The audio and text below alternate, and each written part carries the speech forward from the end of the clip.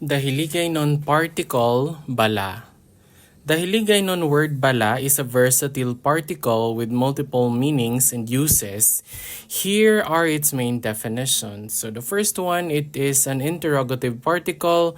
This usage is used to introduce a question that is similar to ba in Filipino. Number two is that it is a particle expressing uncertainty or doubt, and it indicates doubt or uncertainty about something. The third one is that it is used to express permission, or it can also indicate possibility. Number four is that it is a particle used to emphasize a question or a statement. And lastly, number five, it is used to soften a request or a command to make it more polite. Let us have the following sample sentences. For definition number one or use number one, we have this is used to introduce a question, and this is similar to ba in Filipino.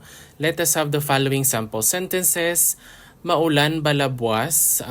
Ulan is rain and buwas is tomorrow, so maulan bala buwas. Next one is makadto ka bala sa party? Will you go to the party? Kadto means to go. Makadto ka bala sa party? Pwede bala kita makakita ay? Can we meet or is it possible for us to meet?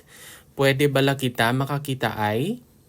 Another example is, may ginahulat ka bala? Are you waiting for something? Are you waiting for someone or anyone?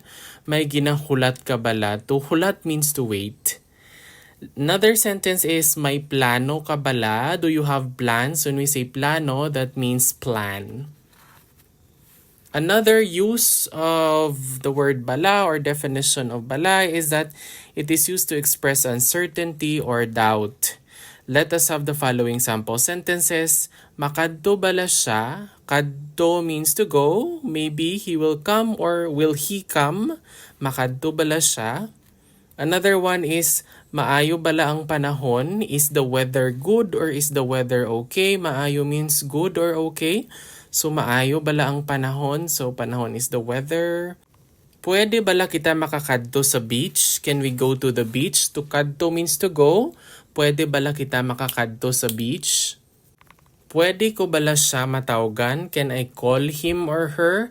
Siya is gender neutral like in Filipino, so it's either a he or a she. Pwede ko bala siya matawgan? Tawag means to call, tawgan. And another sentence is, pwede bala kita makakita ay? Can we meet? Pwede bala kita makakita ay? Next definition of the word bala is that it is also used to ask for permission or also to indicate possibility. Pwede bala ako makainom? Can I drink? When we say inom, that means to drink. So, pwede bala ako makainom? Pwede bala ako makakadto sa party? Can I go to the party? Pwede bala ako makakadto sa party? Pwede bala ako malate? Can I be late or would it be okay if I will be late?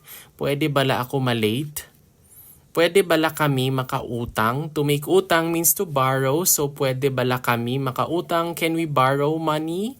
So, pwede bala kami makautang sang kwarta? But here, to make utang, it kinda like refer to money here in this sentence. Pwede bala kami makakadto sa mall? Can we go to the mall? Pwede bala kami makakadto sa mall? Number 4 definition here is that it is also used to emphasize a question or a statement. Let us have the following sample sentences.